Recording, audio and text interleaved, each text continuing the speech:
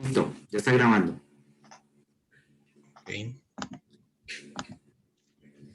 ¿Se observa? Sí. Sí, perfecto. Ok,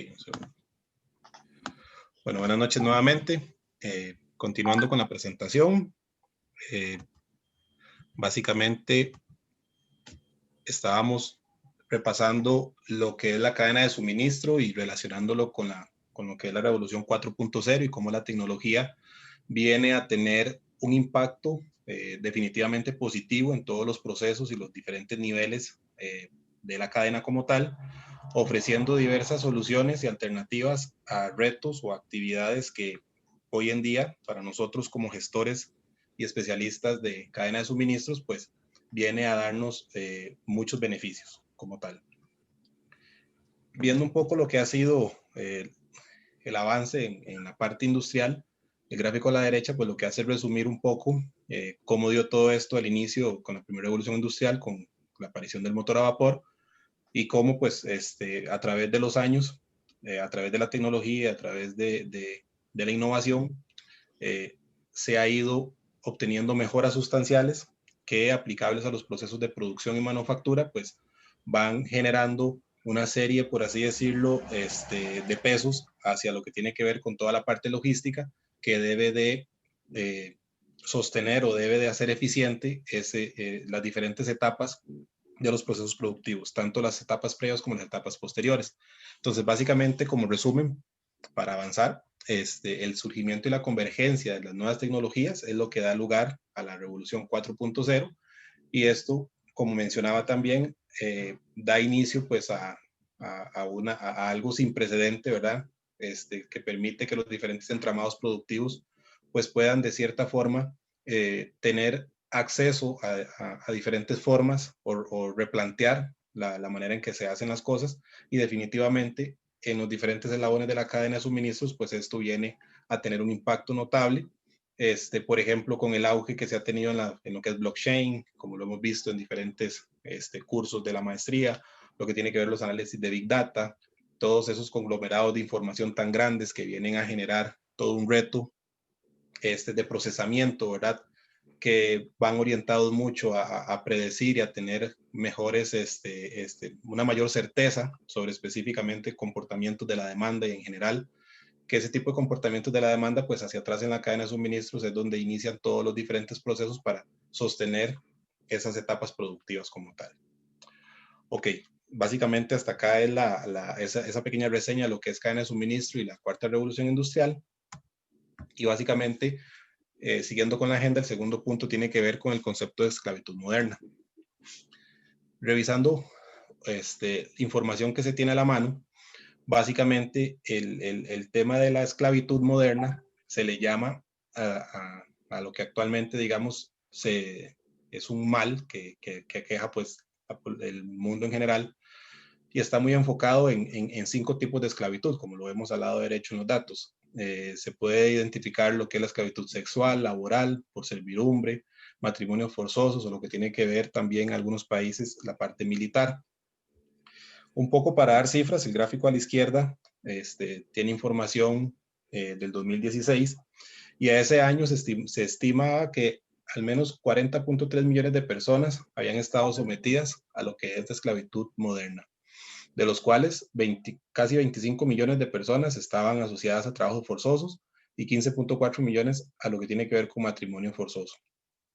Viéndolo como una actividad ilícita que genera pues dinero, se estima que esto es una actividad que genera alrededor de los 32 mil millones de dólares al año. O sea, es un delito que realmente tiene un impacto económico considerable en el mundo. Se dice también que 5.4 víctimas de la esclavitud moderna por cada 1.000 personas. Eso es lo que en el mundo, digamos, se tiene. Es un índice pues, realmente bastante alarmante, donde una de cada 4 víctimas son niños, y se identifica que hasta el 80% de las personas están compuestas por mujeres y niños. También se encuentra en los datos que se revisan que cada 30 segundos es vendido un niño en el mundo, y que el 75% de los esclavos provienen de Asia. Ahora bien, enfocando esto a lo que nos compete a nosotros, que tiene que ver con cadenas de suministro, cuando analizamos o vemos el top 5 de países esclavizadores es donde empieza a hacer un poco más de sentido este tipo de datos, porque al asociarlo con lo que tiene que ver con producción, con manufactura, vemos como India lo encabeza, con poco más de 18 millones de personas. Luego está China, Pakistán, Bangladesh, Uzbekistán. Son países pues, que han tenido un incremento importante en lo que tiene que ver la parte de ofrecer servicios pues, a un costo menor, atrayendo muchísimo diferentes negocios o empresas. Sin embargo, exponiendo a tener tipos de esclavitud, ¿verdad? Que es algo pues, que no se busca. Poniéndolo en lo que es América, nuestro continente, los países con mayor prevalencia de esclavitud son Haití, Venezuela y República Dominicana. Sin embargo, entre Estados Unidos, México y Brasil se reúne el 57% de los esclavos en condición de esclavitud moderna en el continente. Entonces, un poco para darles una muy breve pincelada de lo que aqueja, es una problemática que tenemos en el mundo y que impacta lo que son las cadenas de suministro. De acuerdo con la Organización Internacional del Trabajo, el trabajo forzoso esto es considerado como todo trabajo o servicio exigido a cualquier persona bajo la amenaza de una pena y para el cual la persona no se ha ofrecido voluntariamente. Incluye sanciones en las que las personas son coaccionadas para trabajar mediante el uso de violencia o intimidación o por medios más sutiles como la deuda manipulada, retención de documentos de identidad o incluso amenazas de denuncia a autoridades migratorias. Entonces, el propio organismo de la Organización Internacional del Trabajo lo considera pues como un problema, lo define como tal y desde ahí pues también se hacen esfuerzos importantes para evitar que esto pues siga creciendo. Agregando lo que es el concepto de transparencia en cadenas de suministros, hay un video que les voy a mostrar a continuación. Sin embargo, como concepto, se puede decir que la transparencia en las cadenas de suministro es lo que se asocia con toda la información, ¿verdad? Con todos los flujos también de comunicación que se dan desde la empresa hacia el resto de la comunidad en relación con la sostenibilidad de los productos, materiales, sistemas de suministro en sus diferentes etapas, como lo son el proceso de manufactura, almacenamiento, el transporte y todos los servicios que son parte del flujo de la cadena de suministro. Entonces, básicamente la transparencia va asociado a procesos de compliance, va asociado a temas de ética y está asociado a toda esa información que las diferentes empresas que se dedican a actividades productivas o de incluso de venta de productos, pues realizan hacia el entorno, ¿verdad? Detallando, informando, pues, de la naturaleza de todas sus actividades, proveedores y demás. Entonces voy a activar el video, es un video muy corto para resumir en esta parte lo que es el concepto.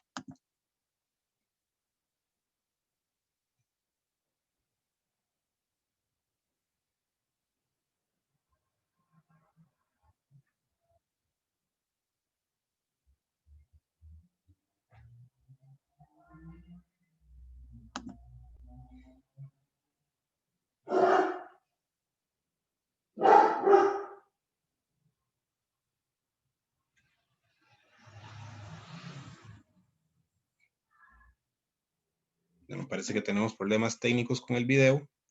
Vamos a dejarlo por acá para no entorpecer.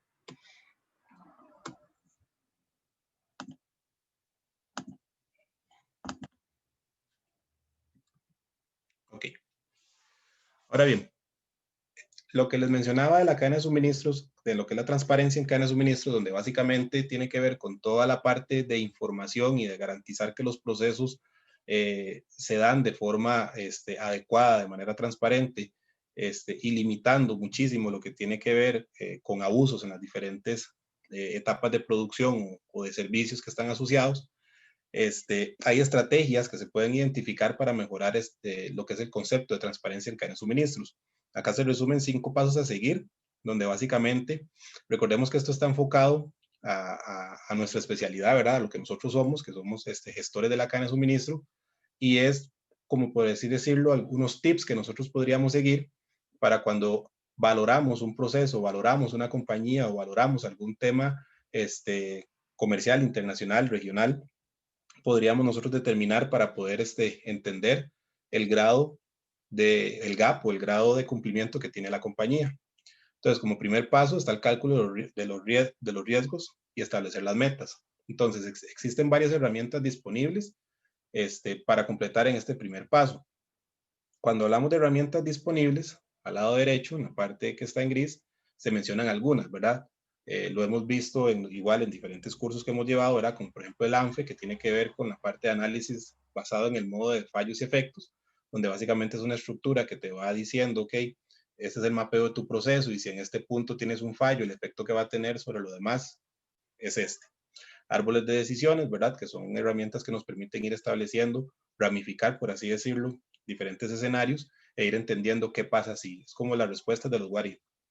El método de toma de decisiones multicriterio, que es cuando nos enfrentamos a diferentes escenarios ya un poco más complejos, donde tenemos que considerar diferentes criterios como tal, sin poder dejarlos por fuera. Entonces, básicamente lo que hace esto es como ponderar, por así decirlo, y ayudarnos a guiar a tomar una mejor decisión.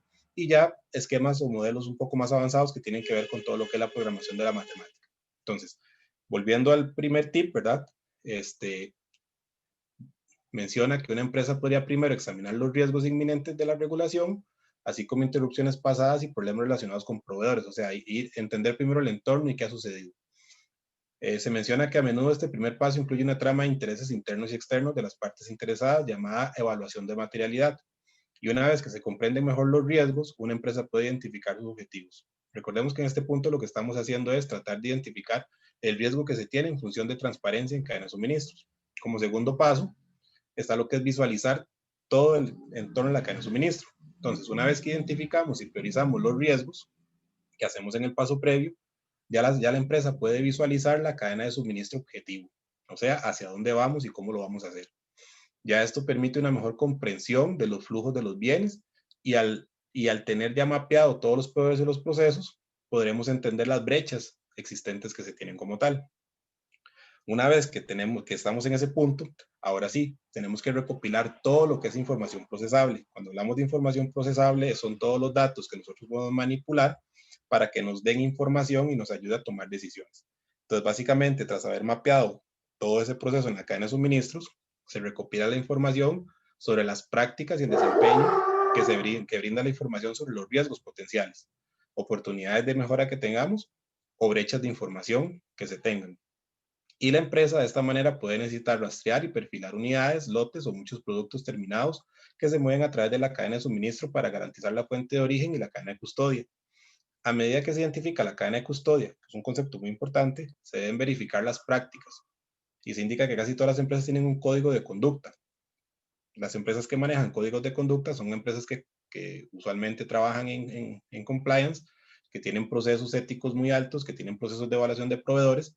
Entonces eso prácticamente incluye ya de por sí todos los requisitos sobre las prácticas de los proveedores, las negociaciones, así como las prácticas laborales. Entonces, posterior a este punto, el paso a seguir es participar. Entonces ya con esa información procesable, ahora sí, ya le podemos mostrar a la compañía cómo puede elegir participar en la cadena de suministro, o sea, cuáles son los retos, cuáles son las brechas, cuál es el camino.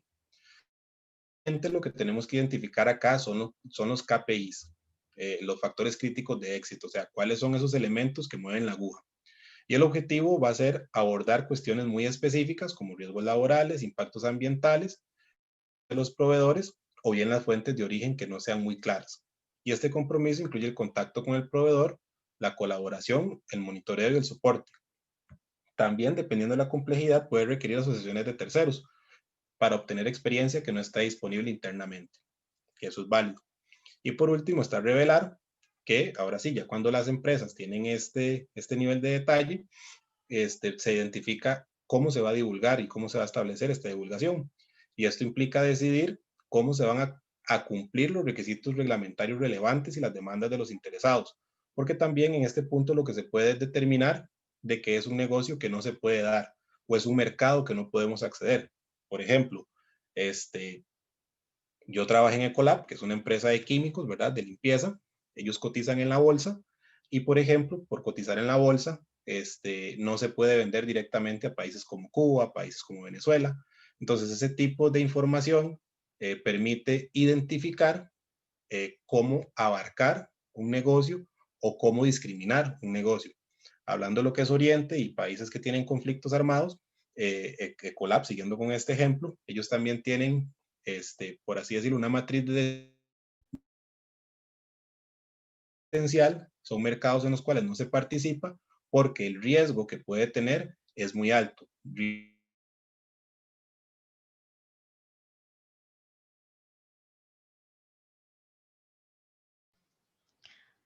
Cris, creo que te fuiste. Cris, no te escuchamos. No, yo creo que es un problema de conexión, porque se fue así como por poquitos. Esperemos un momentito.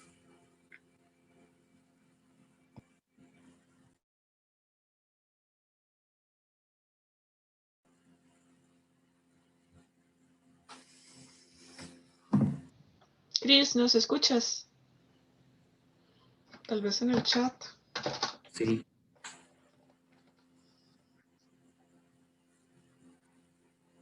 Se fue. No, completamente se fue.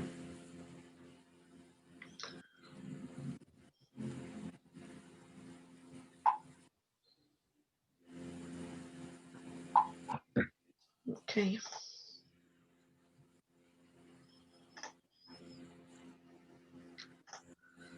Bueno, voy a llamarle un segundo para ver si logra conectarse de nuevo y si no, continúo yo. Listo.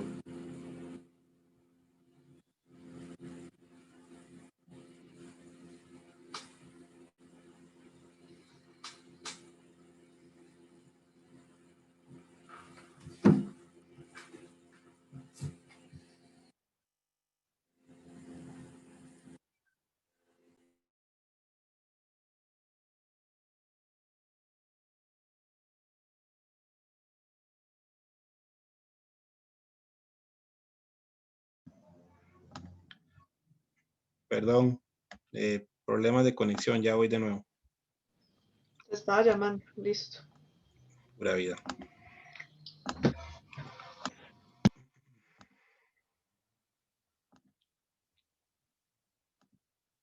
Ok, como les mencionaba, básicamente ya en la etapa final, lo que es revelar, ya es cuando nosotros como gestores de la cadena de suministro ya tenemos identificado todo ese mapeo de los riesgos en función de lo que es el concepto de transparencia, ¿verdad? Que es todo ese flujo de información hacia atrás y hacia adelante que nos permite identificar buenas prácticas, que nos permite asociar proveedores que tienen procesos correctos, procesos en cumplimiento de todas las exigencias legales y demás que se exigen bajo este concepto de transparencia, y de esa forma, pues, tener claro que la imagen de la compañía, pues, no se va a ver afectada. Es súper importante entender que estos pasos son continuos, este tipo de estrategias no son únicas, o sea, tienen que hacerse constantemente porque el entorno cambia, ya sea por temas de tecnología, o por temas de nuevas prácticas que haya en el mercado y que definitivamente hay que ir adaptando. Entonces, básicamente, lo que se tiene que llegar es que las partes interesadas, tanto internas como externas, se debe de participar, se debe integrar la tecnología y se deben de incluir soluciones que capturen y traduzcan y difundan los datos de forma útil. ¿Para qué? Para que puedan permitir tomar decisiones. Entonces, es un papel súper importante también que viene a tomar la tecnología en esta parte. Básicamente es reducir a cómo tomamos las decisiones, informadas y bien soportadas. Siguiendo con el concepto de transparencia en cadena de suministro, ¿qué implicaciones de prácticas de explotación se pueden identificar? Bueno, durante la última década, numerosos escándalos se han dado, ¿verdad? Hemos escuchado diferentes temas con la industria textil, como el caso Nike, Apple, ¿verdad? Que hoy en la mañana escuchaba una noticia donde un proveedor, creo que es en Corea, tuvo una situación de reporte, ¿verdad? De trabajo infantil, explotación, abuso y demás. Y bueno, eso generó, hasta donde leí la noticia, hasta donde escuché, pues que Apple tomara la decisión de cortar relación con este proveedor. Entonces, casos como este tipo definitivamente tienen implicaciones muy fuertes, ¿verdad? En todo lo que tiene que ver la cadena de suministros. Y entre los ejemplos más complicados, pues está todo lo que tiene que ver el trabajo esclavizado en la industria pesquera tailandesa y lo que es la deforestación en Malasia e Indonesia. Ahora, esta serie de consecuencias han resultado en una serie de nuevas leyes, prácticamente relacionadas con la transparencia, los cuales incluyen pues la vigilancia de lo que es el trabajo forzado, ¿verdad? Como lo son las leyes de la esclavitud moderna de Australia y del Reino Unido, así como la ley de transparencia de las cadenas de suministro de California y seguridad alimentaria.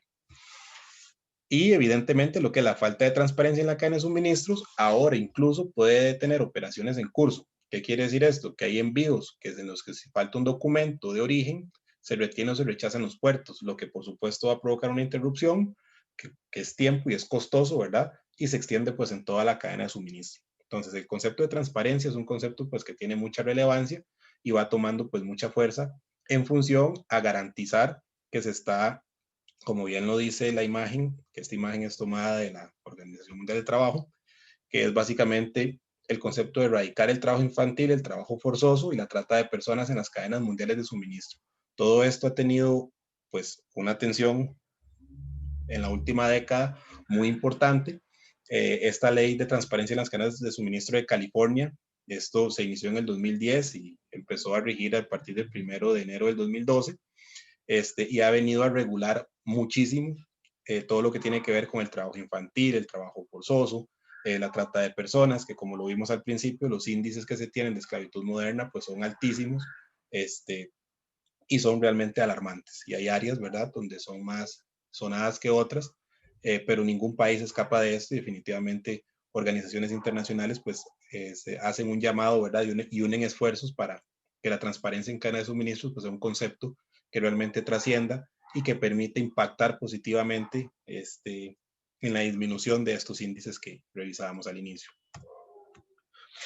Ahora bien, ya las mencionamos, pero bueno, ¿qué leyes aplicables a transparencia en cadena de suministros se tienen?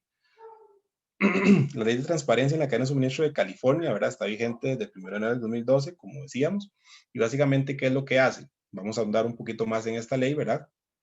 Y lo que hace es exigir que ciertas compañías publiquen información sobre los esfuerzos que ellas realizan para erradicar la esclavitud y el tráfico de personas en la cadena de suministro. De igual forma, se tiene la ley contra la esclavitud moderna del Reino Unido, que esta fue adoptada en el 2015, la cual exige divulgaciones muy similares. Ahora bien, aunque el tema que teníamos era prácticamente ¿verdad?, de lo que tiene que ver la ley de transparencia con la cadena de suministros de California, sí vimos muy importante agregar los conceptos que acabamos de repasar. ¿Por qué? Porque esto definitivamente se engloba y está, no puedo decir integrado, pero sí está inherente en los diferentes procesos de la cadena de suministro que pueden afectar. Si nosotros analizamos California, California es la quinta economía más fuerte a nivel mundial. Y a partir de ahí es donde nosotros entendemos el por qué esto ha venido a tener esta relevancia, ya que cualquier empresa que vaya a tener relación con ellos, pues debe de exigir en toda su cadena de suministro que se den este tipo de publicación, ¿verdad? De divulgación de los esfuerzos reales que se realizan para evitar que ese tipo de cosas se den. Como lo dice la imagen a la izquierda, pues la esclavitud está mucho más cerca de lo que uno piensa, ¿verdad? Se da en muchos escenarios, se da de muchas formas y lamentablemente es un tema que también, como revisamos, pues genera muchísimos millones de dólares y son actividades ilícitas que lamentablemente existen y coexisten definitivamente por empresas pues que reciben esos servicios sin tener un interés sobre lo que eso tiene un impacto en la sociedad y en la economía como tal. Ahora bien, la ley realmente es un poco extensa si uno lo lee como tal, entonces quise hacer... Señor. Nada más lo interrumpo un momentito. De hecho, cuando estaba empezando con los datos, María José escribió por ahí que datos más alarmantes, y yo te puedo devolver un momentito a la segunda filmina, por favor. Ópale, perdón. Esta. Donde estaban los mapas. Seguimos viendo la de la imagen de Bimbo. Sí. Ok, un segundo, no sé qué pasó aquí. Bueno, mientras Cristian lo va buscando, porque ¿Es esa? No, es que no se ha movido la presentación, está en donde está la imagen de Bimbo. Ok, me avisan. Un segundo. Que me aparece que está pausada. Voy a hacerlo de nuevo. Es que me disculpan, pero es que el perrito lo tengo afuera y ese le ladra todo lo que pasa. Esa. Ok, ahí está. Esa. María José es que me escribía que datos más alarmantes y definitivamente porque eso es un tema que nos aboca a nosotros a qué pienso, al tema de crear conciencia, a veces de que está viendo. Yo no sé si ustedes, por ejemplo, más allá del tema político, a veces ven toda esta situación con los repartidores, por ejemplo, de Uber, de Globo, las condiciones en que las hacen, los precios que les pagan, lo que quitan las plataformas. Y por un lado tienes políticos que casi que definen que eso es laboral y uno se debate entre la ética y entre la perspectiva de que es mejor una persona que no tenga nada y una persona que tenga un poco de ingresos, a qué costos, ¿verdad? Pero lo que me es impresionante es que cuando Ok, las diferentes, está bien. Muchísimas gracias, Michael, por llamarme. el tema es que cuando veo, definitivamente los datos son escalofriantes, pero además de cuando veo temas, por ejemplo, imagínense que nosotros en el país que vivimos, con la realidad que tenemos, que sabemos que aquí hay mucha gente que trabaja en condiciones realmente casi esclavizantes para generar un poco de ingreso, cuando hay discusiones que se han vuelto tan profundas y tan divisoras como el tema de, por ejemplo, la regulación de las plataformas, cuando uno mismo se debate entre una persona que puede tener acceso para ingresar a Uber Eats o a Uber y tener un poco de ingreso, a qué costos es ese ingreso, cuántas horas de trabajo, qué protección tienen, el mismo tema a nivel de impuestos, por qué se regulan estas plataformas, porque todo queda a un nivel corporativo, a nivel global. Entonces, hay cuestiones que por más que uno sea en libre comercio, por más que uno sea más pro comercio, etcétera, hay cuestiones que hay que preguntarse. Y cuando yo veo el caso de América Latina en verde, y eso significa, según creo, que es el total number of slavery per region, quiere decir que nosotros estamos entre las mejores. Y cuando veo las condiciones que vive mucha gente en Costa Rica, yo digo, en realidad, ¿cómo vivirá la gente de Asia Pacífico? ¿Y cómo vivirá la gente entonces de India? O sea, ¿qué condiciones realmente tiene esta gente cuando los tipos de esclavitud que se denominan acá sexual, laboral, servidumbre, matrimonios forzosos y militar, es tan terrible? Imagínate que nosotros estamos a un nivel parecido a Europa. O sea, y cuando uno compara países de Europa como vivimos en Costa Rica, que hablemos de que es de renta media en Centroamérica y uno de los países mejores de la región, según los diversos indicadores, o sea, lo que quería llamar era a la reflexión y darnos cuenta que es un tema que está más presente de lo que tal vez creemos y es un tema en que nos queda todavía muchísimo por avanzar, porque si esa es la realidad de América Latina y si esa es la realidad de nuestro país, cuando sabemos las condiciones en las que mucha gente trabaja, inclusive en Costa Rica, entonces imagínense lo que puede ser Asia-Pacífico, India, y entonces nos hace a nosotros reflexionar que recuerden que esos son los países mayores de manufactura y al fin y al cabo son los mayores proveedores de manufactura de las grandes corporaciones. Entonces, hasta dónde está realmente ese dilema ético y ese tema de las empresas con indicadores y con una visión sustentable de desarrollo humano, de respeto a los derechos humanos, cuando sus operaciones están principalmente en las áreas donde específicamente es donde más sucede esto. Y lo podríamos analizar de dos perspectivas. Ellos tratando de hacer el cambio o en realidad cuántos son parte del problema utilizando a terceros por medio de subcontratistas. Entonces, vean que sí es un tema que definitivamente tenemos nosotros como especialistas tener sobre la mesa, principalmente con datos tan crudos como los que estamos viendo. Nada más te interrumpía ese momentito, please. No, y yo, profe, también quería aportar ahí porque la verdad es que yo siento que nosotros como profesionales tenemos pues que tomar muchas veces decisiones de en qué tipo de industria queremos pertenecer. Por ejemplo, yo les comentaba hace 2, 3 meses yo me quedé sin trabajo y se me abrió la oportunidad de trabajar con un consorcio de piñeras. Y la verdad es que para mí como profesional ha sido una de las experiencias más duras porque tuve que ver condicionada muchas veces mi ética. Y entonces, bueno, por dicha ya no pertenezco a esa área, pero ni a esa empresa tampoco, pero sí es muy cierto de que esto es una realidad. Por ejemplo, el tema de la rentabilidad, qué tan importante era tener, digamos, accesibilidad a tarifas competitivas a costos de tener a 5 o 6 transportistas, muchachos, una semana entera que no podían pasar por las lluvias, que no les importaba si habían comido o no habían comido, y todo pues con el gran mérito, ¿verdad? Con el deseo de que todo llegara a tiempo.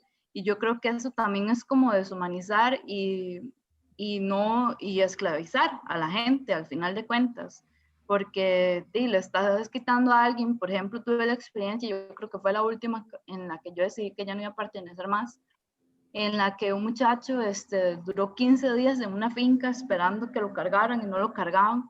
Y al final mi jefe tomó la decisión de declinar los servicios porque él cobró las estadías de esos días que estuvo ahí. Y así muchas, o sea, yo de primera fuente tengo la lista de las listas negras de las piñeras donde viene la gente de Nicaragua, por ejemplo, y son realidades con las que uno no se espera encontrar y al final se encuentra y uno dice, ok, sí, esto sucede aquí, ¿verdad? Es algo que pasa y pasa todos los días.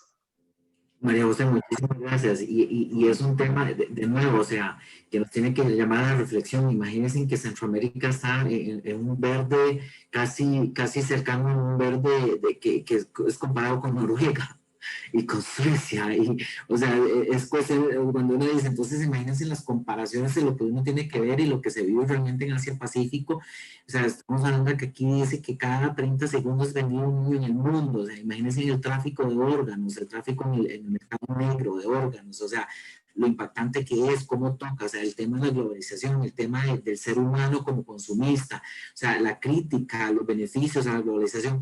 De verdad que, María, mira, con pequeños cambios, con cuestiones que hagamos tal vez tan trascendentales o que nos afectan a veces directamente, como lo que decía María José, y no digo que yo lo hago perfecto, no, estoy diciendo que hay que ir creando conciencia en eso. Me quedan muchas cuestiones que trabajar, el tema del reciclaje, el tema de ser más consciente con los productos que consumo, qué empresas son más responsables con el ambiente. Hay que cambiar realmente mucho detrás en esa formación que tienen, y ahí yo también también les compartí, cuando yo terminé la maestría, yo trabajé en una empresa que literalmente yo vi el abuso psicológico más grande que yo haya podido ver de una persona que era psicóloga y literalmente que era la vicepresidenta de la firma y la esposa del dueño, del presidente de la firma, que literalmente abusaba psicológicamente a la gente. O sea, era una psicóloga que sabía cómo literalmente tenía estructuralizado el abuso psicológico en esa empresa. Gente que se quedaba trabajando hasta las 10, 11 de la noche, horas extras, y no les quería pagar taxi.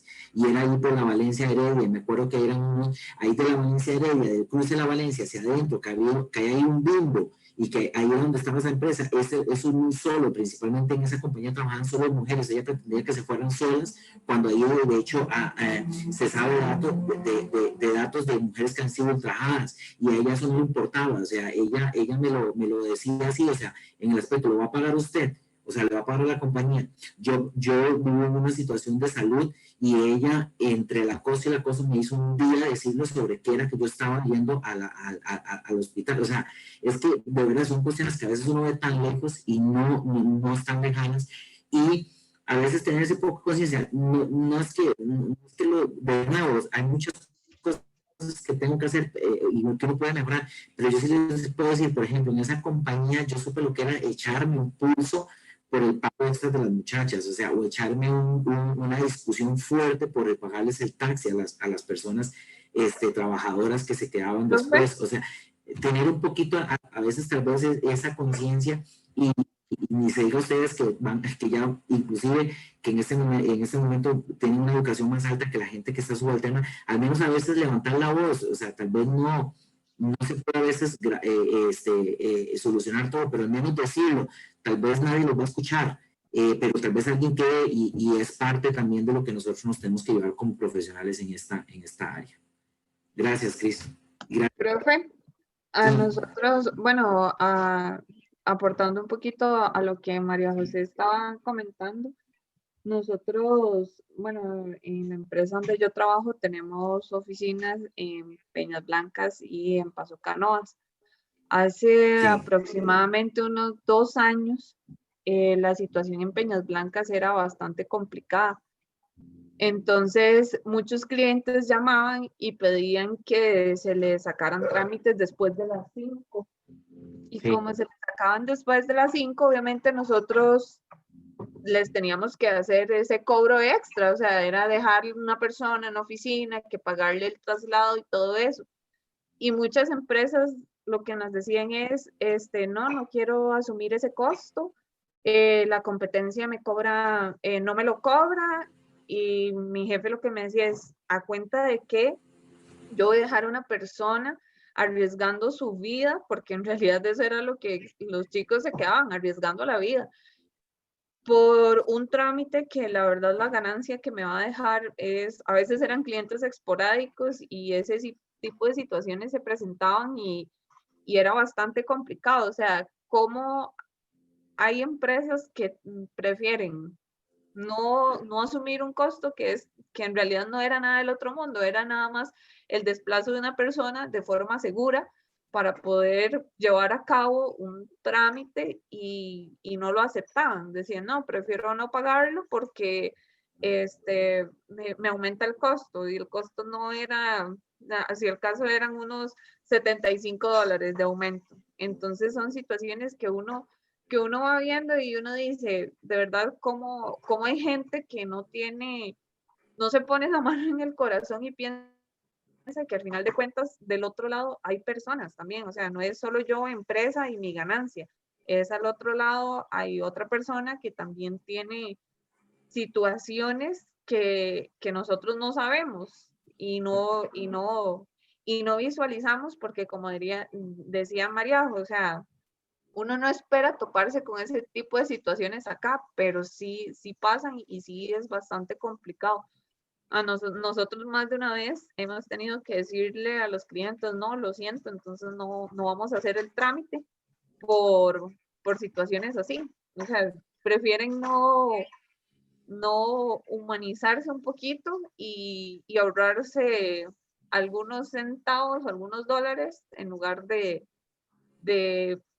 tener esa conciencia que considero todos deberíamos de tener en situaciones de Yo este creo tipo. que ahorita para las empresas estamos en uno de los tiempos donde el ser responsables con ciertos valores y principios éticos realmente tiene, me explico, paga, lo devuelve. O sea, las empresas, cada día el consumidor está un poco más valorando esas cuestiones. Como le digo, hay que cambiar hábitos de consumo. Por ejemplo, que uno va y si, no sé, el detergente que vale 1,000 colones más, pero tiene algo con el ambiente, el café vale un poquito más caro, pero es fair trade.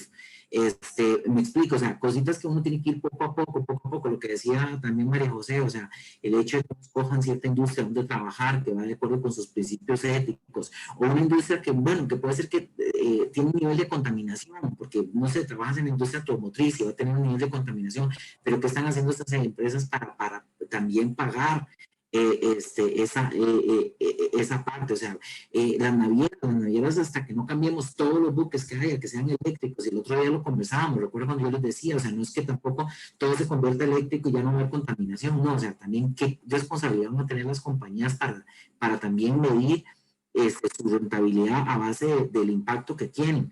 Lo que discutimos el otro día, ¿cómo hacemos para que una empresa como Coca-Cola, dentro de sus ganancias absurdas que tiene por año, incluya el tema de los residuos? Entonces, esas cuestiones, por lo menos llevarlas, tenerlas en ese mentalidad, ir cambiando un poquito esas ideas. Listo. Quité el video porque el internet lo tengo malísimo. Ok, perfecto. Bueno, en el punto de lo que ya es la ley de transparencia en cadena de suministros como tal, en este slide básicamente lo que trato es de resumir lo que la ley pues busca, ¿verdad? Y como objetivo, bueno, esta ley la declaró la intención del Estado de California, con la intención del Estado de California de garantizar que los grandes minoristas y fabricantes proporcionen a los consumidores información sobre sus esfuerzos para erradicar la esclavitud y la trata de personas de sus cadenas de suministro, así como educar a los consumidores sobre cómo comprar bienes producidos por empresas que gestionan responsablemente sus cadenas de suministro y por lo tanto mejorar la vida de las víctimas de la esclavitud y la trata de personas. En cuanto al alcance, una empresa debe cumplir con ciertos criterios para estar sujeta a la ley. Número 1, debe identificarse como vendedor minorista o fabricante de sus declaraciones de impuestos. 2, debe satisfacer los requisitos legales para hacer negocios en California. Y por último, tener ingresos brutos mundiales anuales superiores a los 100 millones de dólares. Esta ley requiere que las empresas sujetas a la ley divulguen información sobre sus esfuerzos, como lo hemos mencionado anteriormente, para erradicar la trata de personas y la esclavitud dentro de sus cadenas de suministro. Esto debe estar en su sitio web, o si es una empresa que no tiene sitio web, debe hacerse a través de una divulgación escrita. Ahora, como propósito, esta ley tiene el propósito de ayudar a los consumidores a tomar decisiones informadas de compra.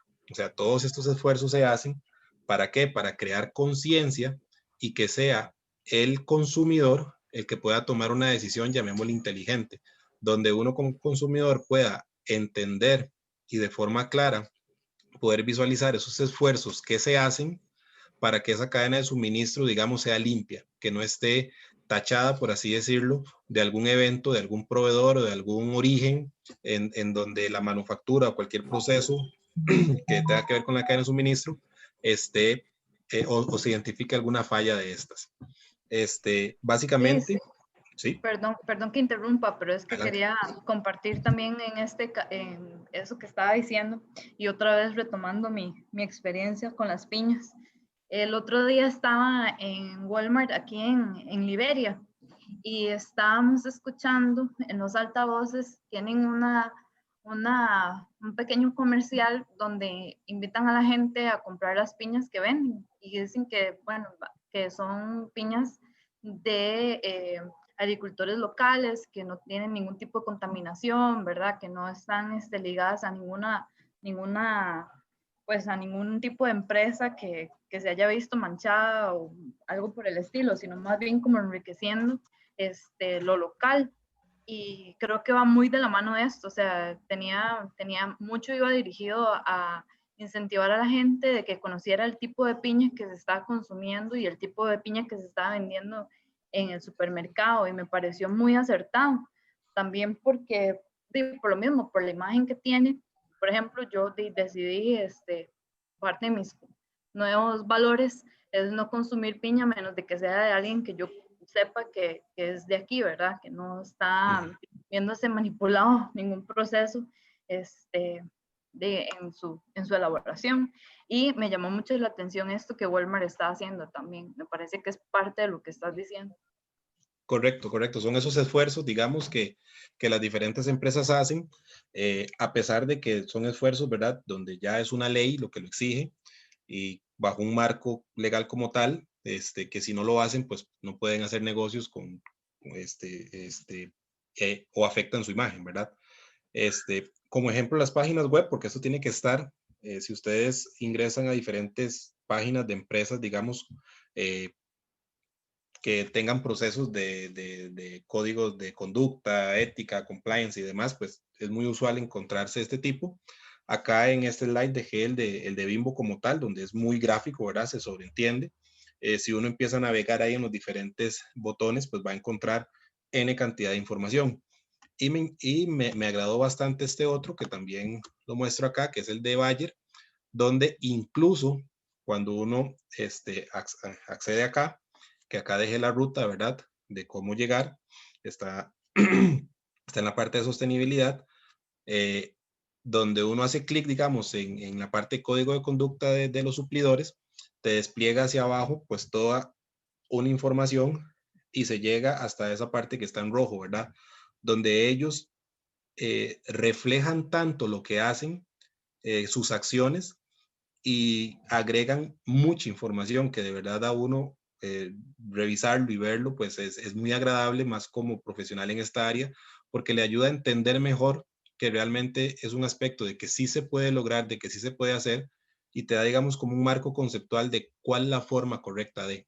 Entonces me pareció muy enriquecedor y quería compartírselos porque es algo que de verdad vale la pena. Tenemos mucho trabajo en esto, definitivamente, hay que investigar muchísimo y es un asunto donde, como ustedes lo han expresado, al menos de mi parte, la ética es algo que no es negociable, está por encima de cualquier cosa y eso pues tiene sus implicaciones, ¿verdad? Pero es súper agradable ver, digamos, esfuerzos de este tipo. Como Ahí llega comentario, Karen, Cristian. Y sí, Cristian, ahí agrego, ver comentarios, ver iniciativas de ese tipo. Yo, la iniciativa de Bayer por compañeros de estudio, las conozco muy de cerca, inclusive muchos de ellos han sido partícipes y muchos de ellos son críticos también, muy de hacerle llegar a la organización cuando esto simplemente se está quedando en una estrategia de marketing o una estrategia de, para vender más o una estrategia para vernos bonitos ante la sociedad y realmente hacen esfuerzos. Por eso, o sea, el trabajo empieza desde esos espacios que nos corresponde. Yo entendiendo, por supuesto, la dinámica costarricense, la dinámica de los mercados laborales, que es muy diferente en términos de legislación, cuando no es porque una persona diga algo, simplemente se le despide porque no es tan fácil, pero sí es dejar eso, y, o sea, y definitivamente nos ha quedado eso porque nos los han compartido, porque nos hemos unas personas con muchísimo más interés, o sea, yo tengo compañeros completamente dedicados a trabajar en el tema de cadenas, en el tema de sostenibilidad, o gente que se fue para trabajar en el tema de logística humanitaria, que inclusive tienen salarios realmente bajos en el promedio mundial, pero porque existe esa necesidad y es dejar esos temas entre nosotros para que tal vez el día no tengamos una oportunidad, bueno, directamente de impactar, pero por lo menos podemos decir, hey, veamos un poquito estos datos. Ahí les pasé también un documento por el WhatsApp de esta ley y por qué viene este tema ahí, porque cuando estábamos en el proyecto de Premium Aerotech, que es una empresa subsidiaria de Airbus, nosotros tuvimos que implementar todo el código de conducta con lo que eran los proveedores. ¿Por qué? Porque había muchos proveedores de materia prima, principalmente de los países del tercer mundo, que en realidad no cumplían con muchas expectativas. Entonces lo que hacían las compañías era que eso lo daban como subsidiaria, sacaban su reporte de sostenibilidad y su reporte de derechos humanos muy bonito, porque era lo que se pasaban en Alemania. Entonces vino la ley y le dijo, no, no, señores, y ahora eso va a ser un tema más de Unión Europea. Les dijo, ahora ustedes también son responsables de sus proveedores y de sus cadenas. Entonces ahora también los proveedores se tienen que certificar, también tienen que dar seguimientos a sus proveedores, cómo hacen una relación más estrecha a partir de negocios. Entonces, tiene que haber una parte de las compañías, ahí ese resumencito que les mandé es de tres páginas, lo explica por qué fue que se hizo. Además, existe una lista en Alemania de empresas que no respetan estos códigos o que no estaban respetando esos códigos y también se exponen y ahí mismo lo explica, es una demanda también mucho de la sociedad y de los cambios de consumo y lo que nos corresponde a nosotros como consumidores también ir cambiando. Perdón. Listo. Gracias. Ok, y para ir orientados con lo que tiene que ver con esta ley de California, se menciona que en los últimos años las organizaciones criminales transnacionales y las pandillas domésticas afiliadas se han expandido del tráfico de drogas y armas de fuego al tráfico de seres humanos, que es un poco lo que Grady incluso apuntaba y ahora comentábamos cuando veíamos las estadísticas nuevamente. En el pasado, el Departamento de Estados Unidos ha estimado que entre 14.500 y 17.500 víctimas son traficadas a los Estados Unidos cada año.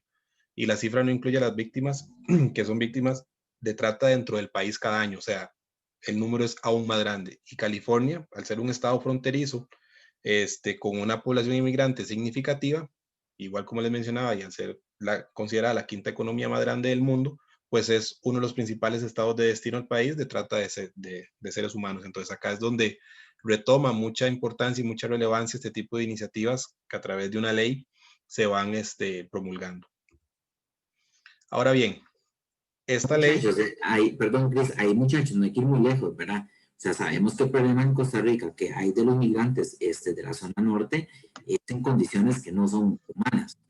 O sea, ahora el COVID veló un montón de situaciones que se dan pero no es que tengamos que ir hasta el vecino del norte para darnos cuenta de una situación que sabemos que en su medida y no es considerable y no poca también sucede en Costa Rica. De hecho, yo no sé si yo les había contado, pero donde yo vivo en Guanacaste, yo vivo cerca de Los Ahogados, del puente de Los Ahogados, que es básicamente la ruta que agarran los inmigrantes para poder llegar a Liberia, digamos, poder trasladarse. Y es muy impactante. Hace un tiempo, creo que al principio de la pandemia, cuando estábamos aquí, se veía la gente, se ve la cantidad de gente donde pasan por el río, a orilla del río, para poder llegar a Liberia sin que los encuentren.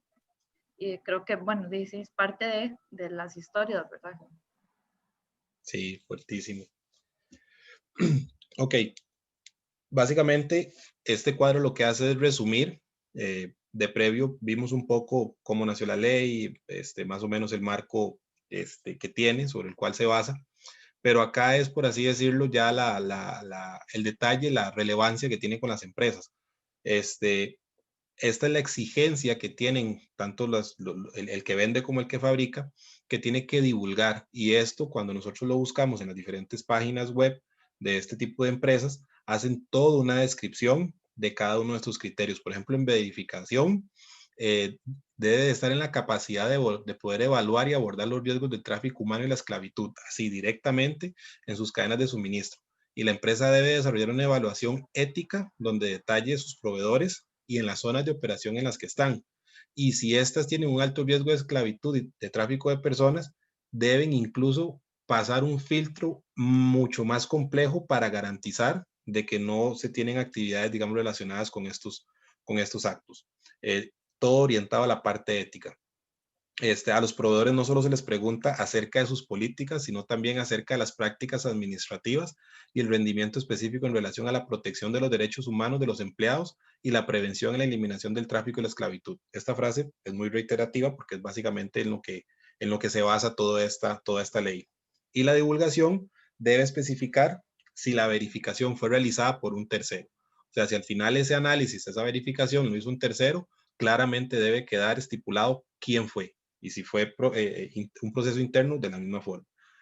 El siguiente criterio es la auditoría. Entonces se realizan auditorías de proveedores para evaluar el cumplimiento con los estándares de la empresa para los temas de trata y esclavitud en las cadenas de suministros. Y de igual forma, la divulgación deberá especificar si esto fue una auditoría independiente no anunciada, o si fue una auditoría, digamos, que se les notificó como tal. En la parte de certificación, requiere que los proveedores directos certifiquen que los materiales incorporados al producto cumplen con las leyes sobre la esclavitud y trata de personas del país o los países en que están haciendo negocios. Es muy riguroso. En la parte de responsabilidad es mantener los estándares y procedimientos internos de responsabilidad hacia los empleados y contratistas que no cumplen con los estándares de la empresa con respecto a esclavitud y trata de personas. Y las empresas deben crear un código de conducta.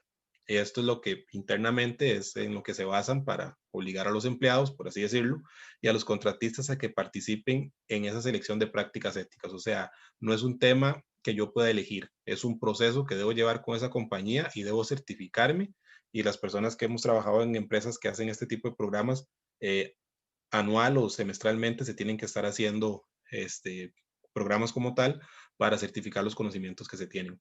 Y la parte de capacitación pues va orientado a todo lo que la empresa hacia adentro proporciona hacia los empleados y hacia la propia dirección de la empresa, sobre los que tienen responsabilidad directa de la gestión de cadena de suministro.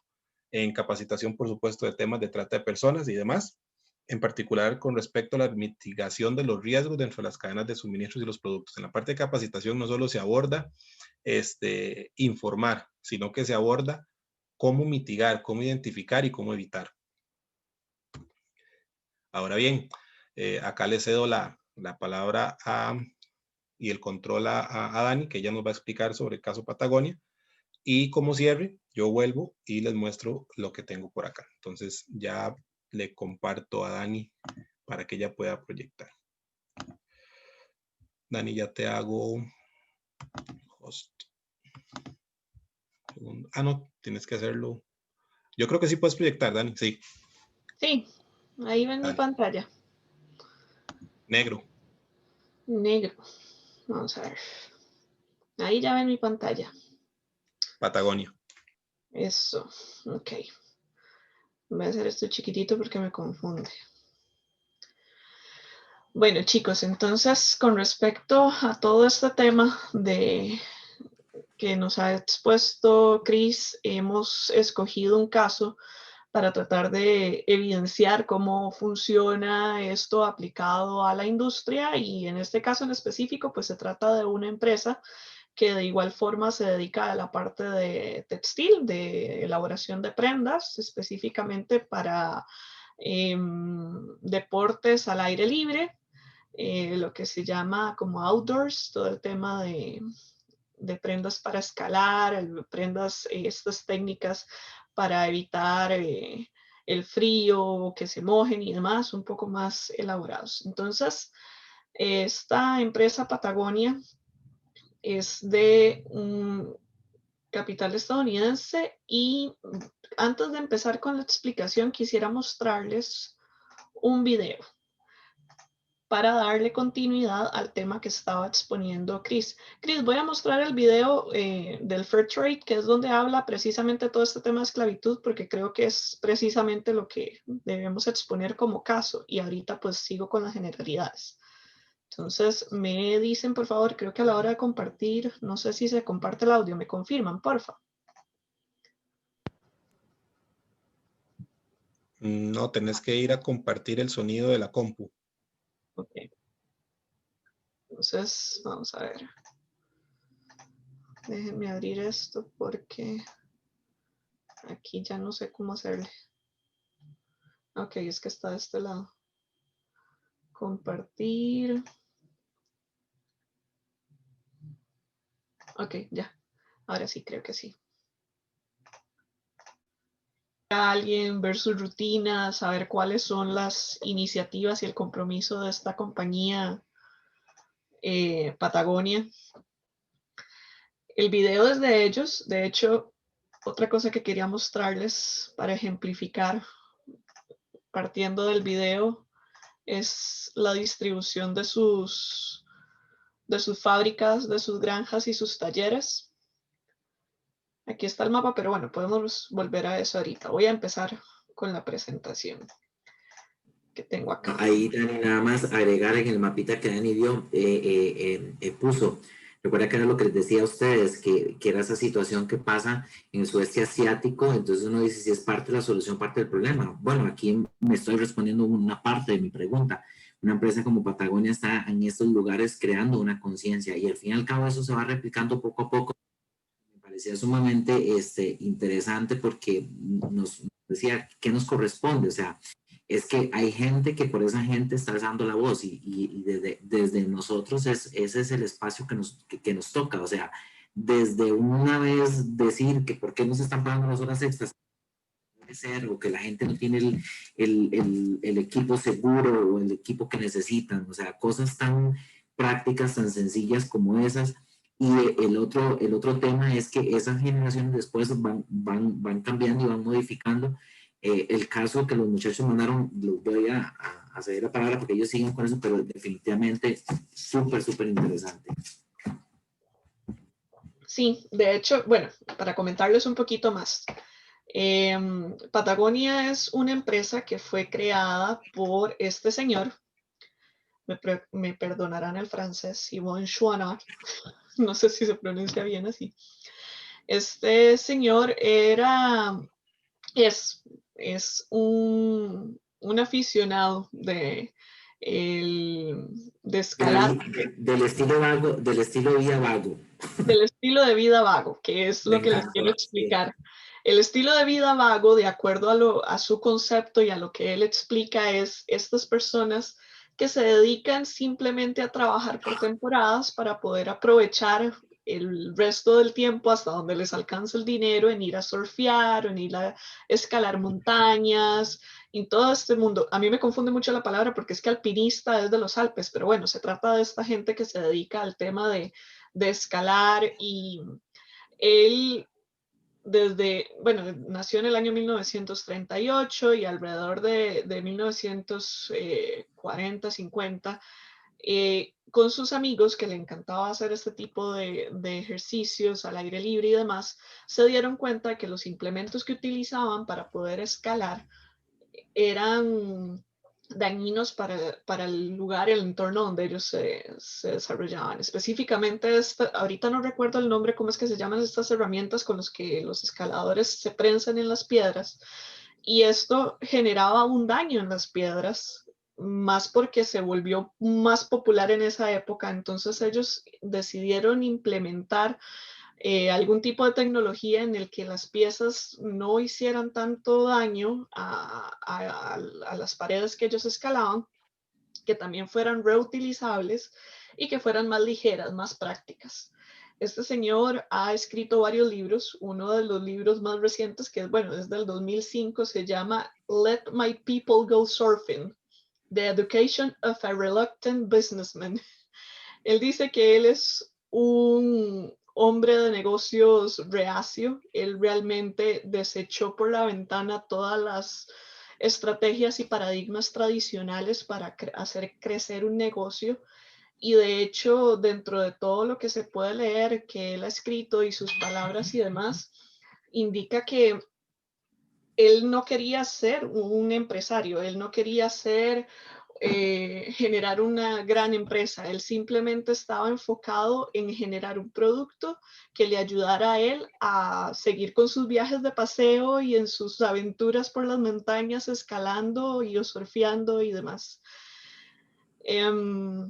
Parte de la cultura que él ha transmitido a la corporación y a la empresa que él creó, pues fue evolucionando con los años. Y en este momento, pues es esta empresa Patagonia con otra empresa madre, pero Patagonia en su organización es catalogada como una de las mejores empresas para trabajar. Y de hecho hay cosas muy curiosas que ellos implementan, como por ejemplo que en la compañía, en el edificio, tienen pizarras de cómo están las condiciones climatológicas, porque como están en California, la mayoría de sus empleados salen a surfear en el momento en que hay buenas olas. Son todas las instalaciones ecoeficientes, tema de energías renovables, la comida que sirven a sus empleados es usualmente orgánica. Incluso estas cosas me parecen súper importantes de destacar porque entiende uno cuál es la cultura organizacional de la empresa, como por ejemplo que le dan hasta 2 meses sabáticos a los empleados para que vayan a trabajar con ONGs ambientalistas, o le dan un subsidio de $2,000 a sus empleados que decidan comprarse un carro eléctrico. E incluso han pagado fianzas de sus empleados que han sido arrestados por manifestaciones pacíficas por causas ecológicas. Entonces, cuando uno escucha a una empresa que tiene este tipo de iniciativas, realmente entiende cuál es la esencia y el espíritu de esa empresa. También mencioné que... Dani, perdón que te interrumpa, o sea, y es que lo más impresionante es cómo haces o sea, cómo si hay potencial para hacer una empresa con esa visión y que sea rentable, porque también eso es lo más impresionante de cuánto realmente uno llega a impregnar a una organización. Yo no soy emprendedor o no tengo emprendimiento, pero yo sí les puedo decir que cuando yo leí el caso, yo no lo había visto, yo sabía Patagonia, pero no había leído el caso. Me impactaba porque yo decía, si algún día yo llego, siempre he pensado que si algún día llego a tener un emprendimiento, así sea vender cajetitos de coco, lo que voy a hacer, o sea, pero de la mejor forma posible, o sea, no hay punto para negociar otra forma de hacerlo. Y cuando de verdad se lo digo, o sea, no es por el curso, me inspiraba un montón eso, o sea, que de verdad que cuando uno cree y es firme con valores que definen la misma negocio, vida, te lo devuelve. Sí, sí, sí. Y de hecho es parte de la filosofía, creo que lo menciono más adelante, pero ahorita que lo mencionas, este señor no estaba, bueno, voy a continuar con la presentación. Él indica en varias de sus afirmaciones que él no estaba preocupado por tener pérdidas con la empresa. O sea, pues nosotros que ya estamos inmersos en todo esto, sabemos perfectamente que para un gerente corporativo tomar una decisión de irse por una vía más amigable con el ambiente puede generar gastos adicionales y costos o pérdidas de ganancia y demás. Y él con total seguridad menciona que él no tiene miedo a perder la empresa. Él lo único que quiere es asegurarse de que está haciendo el mayor esfuerzo posible por no dañar al medio ambiente. Pero bueno, continuemos porque creo que lo menciono más adelante. Parte de lo que conforma la oferta de Patagonia es indumentaria deportiva, lo que conocemos normalmente como las camisetas de algodón o leggings, este tipo de cosas, indumentaria técnica, que es lo que les mencionaba, como este tipo de los rompebrisas, las jackets de invierno, el tema de tejidos técnicos está muy ligado a esto, pero es más que todo el tema de que sean, que no absorban la humedad, que se sequen rápido. De hecho, ellos han sido innovadores en la industria y tienen varias patentes que han sentado, que han generado tendencia y que han servido como incluso consultores de otras marcas como por ejemplo Nike. Y entre otros artículos duros y accesorios, ya pues todo el tema de los amarres y toda la indumentaria que se necesita para este tipo de actividades. El objetivo de ellos es fabricar el mejor producto sin causar daños innecesarios y utilizar el negocio para generar e implementar soluciones para la crisis ecológica. Entonces, como objetivo principal, este señor, su fundador y su esposa, quien es también parte importante, y otro señor, han puesto esto como el core de su negocio. O sea, ellos no pretenden tener el negocio para generar ganancias por sí mismas, sino que la misión de ellos es generar ganancias para que esas ganancias también se destinen a luchar por las causas ecológicas y ambientalistas y de concientización. Ya más adelante vamos a hablar un poco de eso. Es proveer soluciones para la crisis ambiental y dentro de la parte de mercadeo de ellos, si lo notamos o estudiando el caso, uno entiende y en el estudio lo dice, ellos no invierten en marketing por vender sus propios productos. Ellos prefieren invertir en un artículo para concientizar sobre un tema en específico local de algún lugar donde ellos tienen presencia. Y bueno, como estrategia, ellos apuntan al tema de calidad, impacto ambiental e innovación. Una de sus propuestas se trata de crónicas de impacto y allí en estas crónicas es un estudio, que de hecho está en su página web, donde se puede ver cuál es el impacto de carbono que tienen N cantidad de artículos. Y se puede trazar desde el momento en que se fabrica hasta el momento en que llega al consumidor final. Y dentro de todo este estudio, ellos descubrieron que el tema del transporte representa un 1% de la utilización de energía. Y dentro del estudio, una de sus directoras y gerentes del caso dice que si en este momento ellos le hubieran dado énfasis al tema del transporte, como lo han mencionado los medios de comunicación durante las últimas décadas, estarían muy mal enfocados, porque no es allí donde ellos tienen que apuntar a minimizar el impacto de carbono. Parte de las cosas que ellos mencionaban es que sus instalaciones son propias, como ya lo mencioné, todas son ecoamigables, con energías renovables, hablan de todo el proceso de reciclaje que ellos utilizan, pero dentro de todo lo más destacable de esta compañía es su iniciativa del ciclo de vida del producto.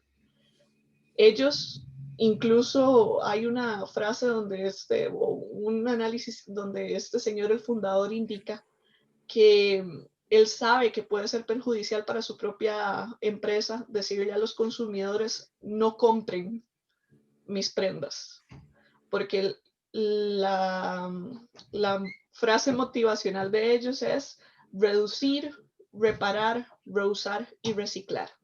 Tienen toda una campaña en la que ellos proponen que cada una de las piezas que usted compra, y si tiene algún defecto, tiene algún daño, o ya están muy viejas o algo, usted vaya donde se acerque a alguna de estas tiendas y les pida que la reparen. Y si ya no la quiere utilizar, entonces que la done para que sea reutilizada por alguien. Y si ya no se puede reutilizar, entonces se recicla.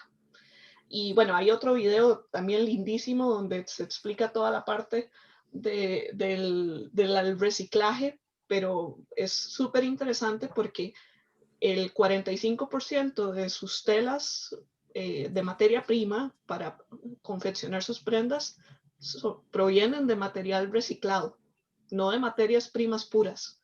Ellos se dedican a reciclar botellas, a reciclar incluso abrigos propios y de otras compañías competidoras, y los vuelven a utilizar para generar nuevas prendas. Entonces aquí vemos también no solo el tema, no estamos abordando solo el tema de transparencia y de la ley de California y el tema de esclavitud, sino también un tema de círculo cerrado.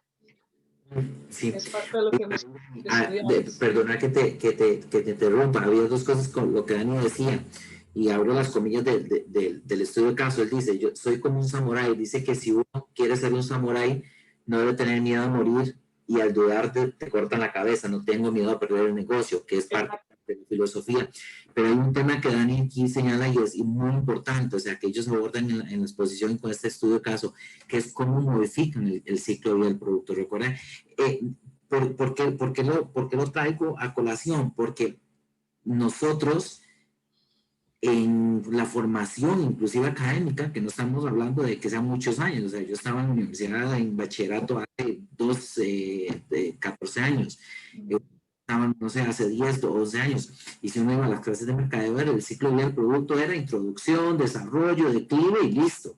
O sea, cómo introducir una visión de negocio. Vean que desde aquí, esto es cambiar inclusive cómo enseñamos y cómo percibimos el tema del mercadeo. Si vemos solo el tema de mercadeo, y ni se diga ya cómo entendemos el tema de la economía, con economía cerrada y ya la cadena de suministro como tal. Y en eso, en mi tesis doctoral, donde yo trabajo es el tema de las tecnologías habilitadas por Internet y la colaboración, para denominarlo colaboración digital, yo no pude medir el impacto de las tecnologías habilitadas por Internet en las empresas que trabajé, porque simplemente no tenían un enfoque de cadena de suministro cerrada. O sea, simple y llanamente. O sea, no eran que las tecnologías no están listas. Yo puedo tener trazabilidad con muchas tecnologías como DIF, puedo tener trazabilidad con el tema de transporte para saber si un camión viene vacío, etcétera, etcétera, pero simplemente no hay un enfoque. O sea, vean que para nosotros realmente hablar de una cadena de suministro cerrado tiene que venir desde la concepción y desde la visión, y principalmente lo que ellos hacen acá y lo que ellos ponen completamente en la mesa de conversación es la iniciativa de ciclo de vida del producto. Ampliaría la aplicación de prácticas existentes tales como la reparación, el reciclaje de prendas, desarrollar un mercado de encaje de productos usado para los clientes. Ahí es cuando realmente desde su empresa tienes un enfoque de cadena de círculo cerrado, pero va desde la concepción del ciclo de vida del producto. Listo, Ana. Correcto. Y bueno, dentro de todo lo que explica el fundador en el caso y los gerentes y demás, ellos tienen claro que jamás van a lograr tener un cero impacto ambiental, pero enfocan todas sus decisiones para tratar de reducirlo al máximo. Máximo. Sí, pasa. Ok. Bueno, como les mencionaba, ahorita en la estrategia corporativa se habla de un énfasis en la calidad. Entonces, este señor, Chouinard, indica que todos los artículos que él quiere desarrollar o todas las prendas que él quiere desarrollar deben ser simples, funcionales y multifuncionales. Incluso hacen mención de una frase de Saint-Exupéry donde dice que la perfección está cuando ya no se le puede quitar nada más. Entonces, él indica que una prenda para una persona que se dedica a deportes extremos como alpinismo o escalar o demás, debe poder ser utilizada de la forma más eficiente posible, que sea lo más simple posible y que tenga el mayor provecho para el consumidor. Incluso hacen la mención de que una jacket para esquiar debe poder servir también para una tormenta en Francia o para ir en un velero. eh, Cosas de ese tipo, o sea, prendas multifuncionales y simples. Ellos le dan una importancia muy alta al tema de la calidad de sus insumos, de sus materias primas. Y parte de lo que me llamó la atención del caso en el tema del énfasis de la calidad es que ellos actualizan sus modelos cada 2 años, de forma que puedan asegurar que el producto que van a lanzar de nuevo realmente tenga una mejora significativa a lo que lanzaron anteriormente. Porque ellos no están incentivando a sus clientes, a sus consumidores que compren constantemente para enriquecerse. Ellos lo que pretenden es que lo que sea que estén ofertando sea lo suficientemente bueno para que dure toda la vida. Y si no, para que se repare cuantas veces sea necesario hasta que hasta que ya no haya otra opción más que reciclarlo, no desecharlo. Parte de las medidas que han adoptado en temas de impacto ambiental es la revisión de las tinturas que utilizan para las prendas, el tema del empaque, reducir al máximo el tema del empaque, y una de las decisiones más complicadas que ellos mencionan en el caso de estudio es el tema de optar por algodón orgánico al 100%. Pues claramente esta medida implicaba un incremento en los costos y dentro de lo que mencionan es que ellos tomaron la decisión de bajar sus márgenes de ganancia de forma que se absorbiera en parte el costo de utilizar algodón 100% orgánico, y que han notado que incluso los consumidores están dispuestos a pagar hasta un 20% más del valor de una camiseta de algodón, sabiendo que es de algodón orgánico contra la competencia que utiliza otro tipo de algodón.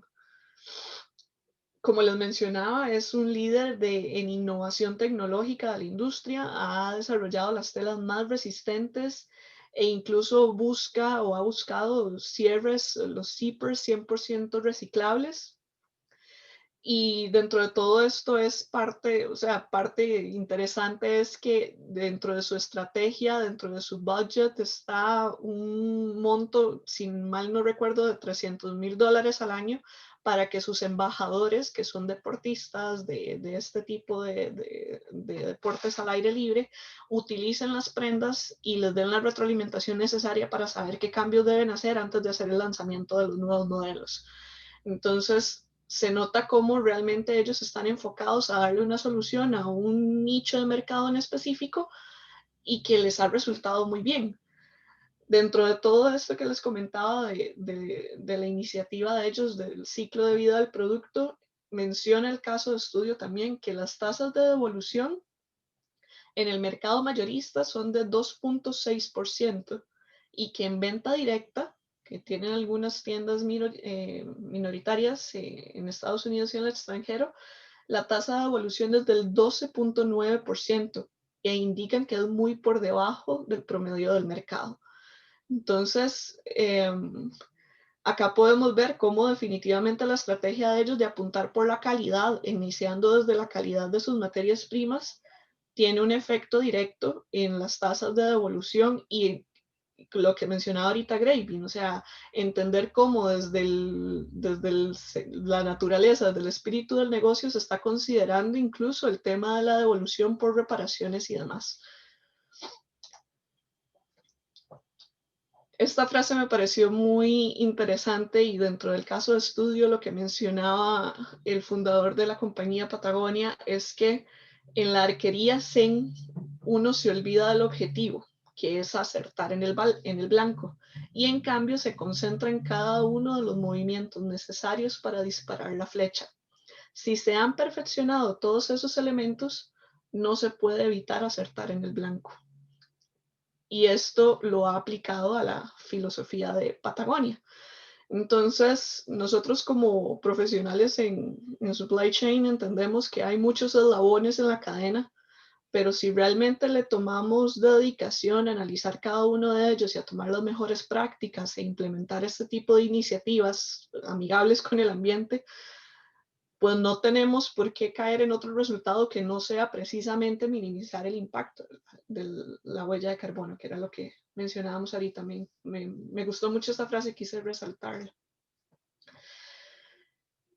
Y bueno, parte de toda esta cultura organizacional y toda esta filosofía de vida, este señor Chouinard indica que la elección de sus socios comerciales, de sus proveedores, no está basado en la eficiencia comercial, sino que él necesita realmente transmitir a sus proveedores que deben compartir sus valores.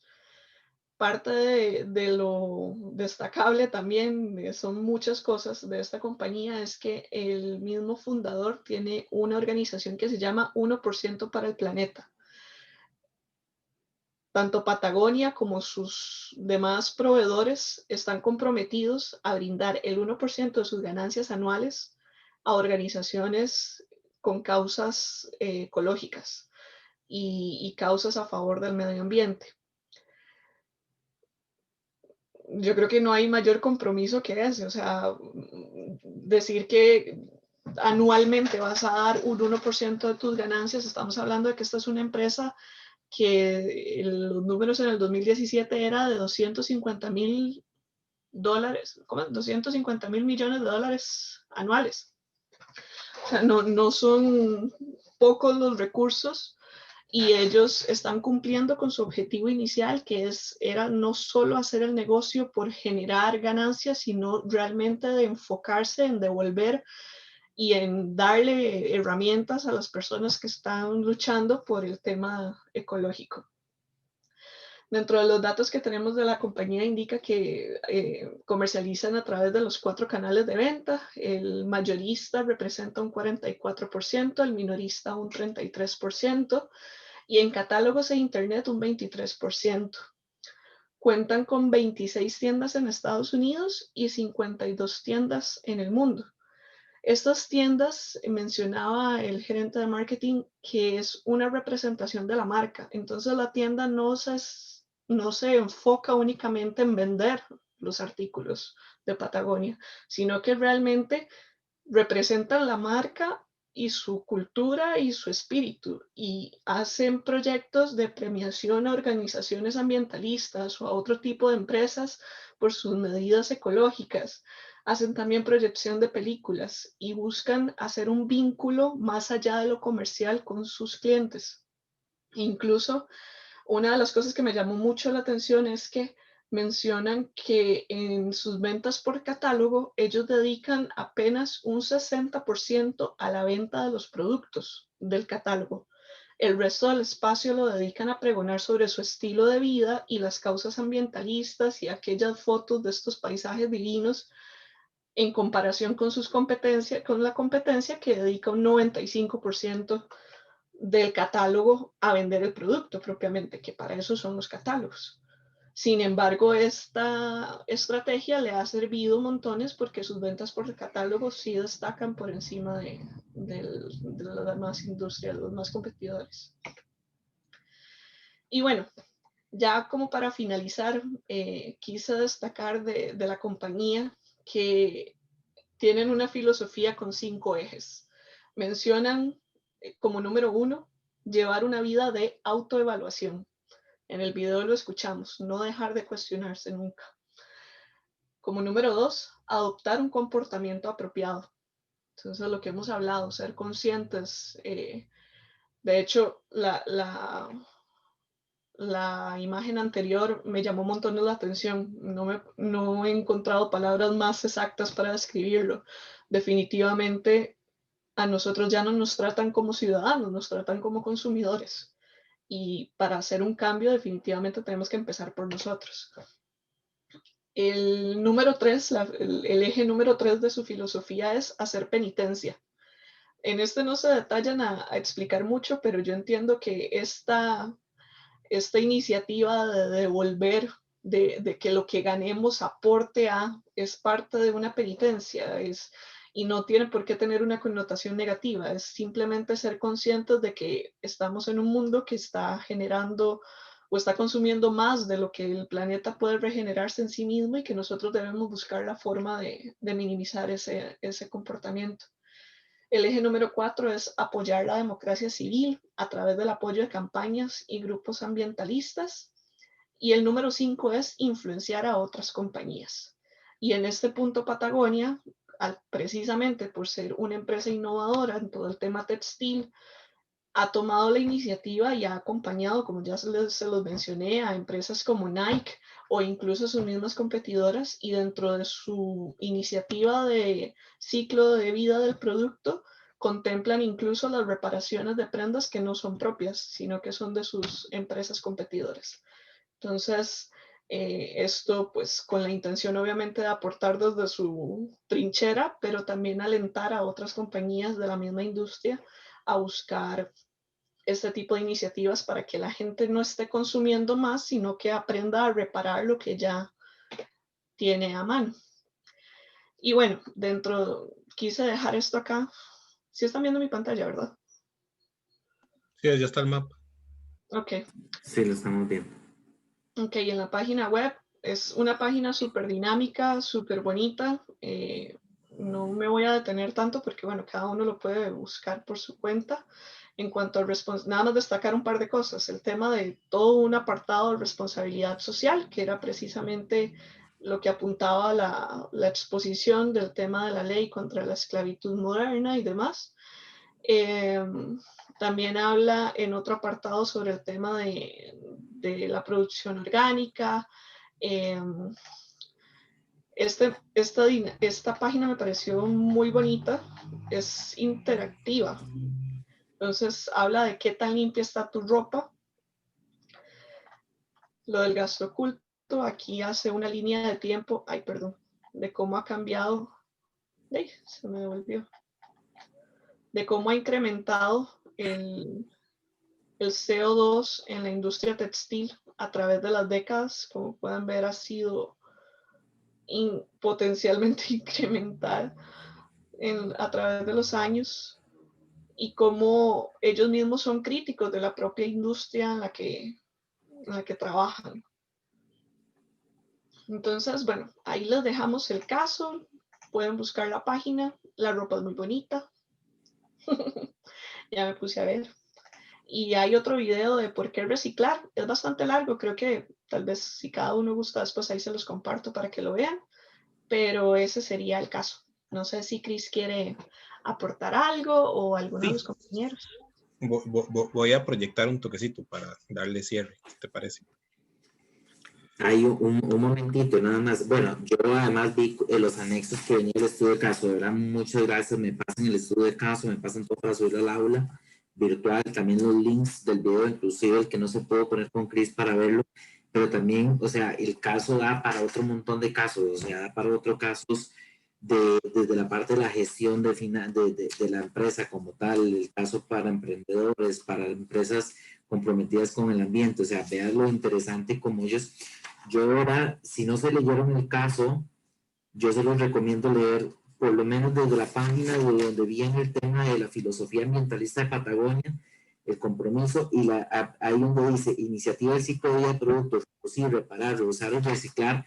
Yo creo que es una página que definitivamente deja muchas lecciones desde lo que nosotros estamos trabajando en cadena de suministro, los que estamos haciendo, los que pensamos algún día también, bueno, en el caso mío que trabajo en la docencia, pero cómo se lo plantean y cómo lo ponen y cómo es tan arraigado y tan coherente con su visión. Me encanta el ejemplo que después viene del uso de los jeans, cómo ellos lo ponen y cuál es la parte buena, cuál es lo malo. Inclusive ellos como negocio, y lo que siempre he dicho, y creo que en otras clases se los he mencionado, o sea, toda actividad va a tener un impacto, va a tener cómo hacemos para reducir ese impacto lo mínimo. Por eso cuando me hablan de los carros eléctricos y de los paneles solares como la solución al consumo excesivo de energía, esa no es la solución tiene que ver también con un consumo responsable de los recursos, no solamente nuevas energías. Entonces, de verdad que muchas gracias por compartir el caso. Yo me lo leí todo, les puedo decir, porque no lo había tenido tan, porque además está cortito, pero de verdad muchísimas gracias. Un gusto. Ok. Listo.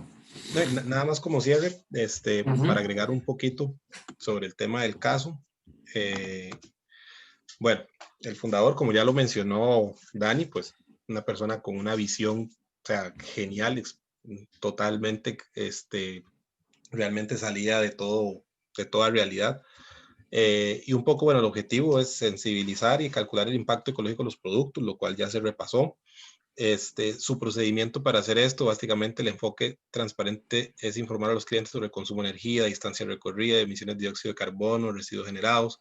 En el sitio web de las Crónicas de la Huella, esto permite al consumidor seguir el camino de 150 productos individuales desde el proceso de diseño, materias primas, fabricación, corte, confección y distribución. Entonces, permite tener todo ese tracking, por así decirlo, que fue básicamente lo que veíamos en el video y lo que nos mencionaba Dani. Un poco los resultados del 2017, ¿verdad? Es una empresa realmente rentable a pesar de todo lo que se menciona, ¿verdad? Arriba del millón de dólares. Ahora bien, en cuanto a la contribución al rendimiento de la empresa, al 2017 igual había tenido un crecimiento del 10%, o sea, un crecimiento doble dígito en los últimos 2 años. En la información ecológica visible, los productos que atraen clientes leales de la comunidad que apoyan las prácticas éticas de los negocios. Y entre los beneficios sociales, ambientales y de gobernanza está lo que es sensibilizar y educar a los consumidores sobre el impacto ecológico de los productos y hacer un seguimiento, medición y buscar nuevas formas de minimizar la energía, emisiones de CO2 y residuos. O sea, es una compañía realmente, como se mencionaba, círculo cerrado, Green Supply Chain, y es un caso que definitivamente da para verlo de diferentes aristas y explotarlo muchísimo más. La filosofía de la empresa, como ya se dijo, básicamente es construye el mejor producto, no cause daños innecesarios, utilice los negocios para inspirar e implementar soluciones a la crisis ambiental. Esa es la declaración de misión de Patagonia. Y con el fin de ayudar a esta misión, la empresa creó las Crónicas de la Huella, que es lo que decíamos anteriormente, y el sitio web interactivo que por ahí Dani nos mostró. Ahora bien, ellos como visión integral al 2018, recordemos que, bueno, bajo el gobierno de Donald Trump, él se salió de muchos programas y demás, y a pesar de esto, ellos, digamos, inyectaron 10 millones de dólares que obtuvieron en deducciones de impuestos, que se obtuvo gracias a las políticas pro-corporativistas. Lo que hace es invertirlo en ese tipo de empresas, digamos, que luchan contra este tipo de afectaciones que hay. Y la misión que ellos declaran a partir del 2019 me pareció súper interesante y también de compartirles. Y básicamente la misión, ellos la resumen como salvar el mundo, no hay más. Ahora, ¿cómo lo hacen? Con 3 estrategias. La parte orgánica, que lo mencionaba también Dani con el tema del algodón, que es diseñar y poner en práctica la agricultura de tal modo que se capturen más emisiones de carbono de las que se emiten, y sencillamente con eso se pueden revertir las emisiones de carbono a nivel global. La segunda, que me parece genial, consiste en la adquisición de lotes enormes de tierra en zonas salvajes en Sudamérica o Asia y protegerlos de cualquier intervención industrial como manera de asegurar que el planeta no se queda sin pulmones ni oxígeno. O sea, la tercera no está aquí agregada porque es un poco más guiado a la parte política. Abiertamente él es demócrata, entonces es apoyar 100% a este gobierno y seguir en la línea de invertir recursos y demás. Entonces, su visión ha ido cambiando y en este momento la visión de esta empresa es realmente salvar el mundo, o sea, hacer algo más todavía de lo que ya ellos realizaron y realmente marca un precedente. O sea, yo realmente, a menos que me muestren otro caso similar, no veo algo como esto. Y un poco lo que me pareció súper interesante, porque esto habla mucho, que era lo que decía también Dani, no compre otro artículo, sino más bien reduzca, repare, reutilice, recicle. Y eso fue un marketing que ellos lanzaron para el Black Friday de 2013. Entonces fue algo que realmente tuvo mucho impacto y básicamente es reduzca las compras de ropa nueva.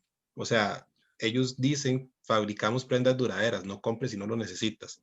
Repare, como ya lo mencionó Dani, reutilice, recicle. Y la campaña en aquel momento cerraba con una frase que ellos lo ponen así como una potentísima frase, que es reimagina, juntos reimaginamos un mundo en el que solo tomamos de la naturaleza lo que esta puede reemplazar. Entonces, definitivamente creo que aquí se refleja y se ve a un nivel de detalle enorme lo que sí se puede hacer.